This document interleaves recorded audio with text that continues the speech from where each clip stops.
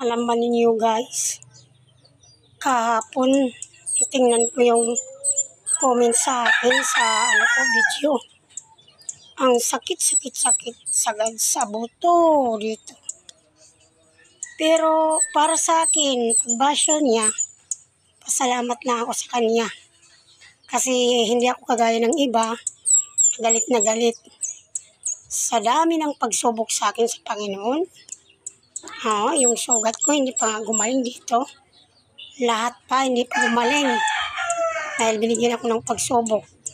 Yung anak ko nagkasakit isang bulan, hindi pa na yung sakit niya gumaling. Pero pinapanalangin ko lang sa Panginoon yung pagbabahas niya sa akin. Kahit masakit, tanggap ko na. Salamat, gimbas mo ako.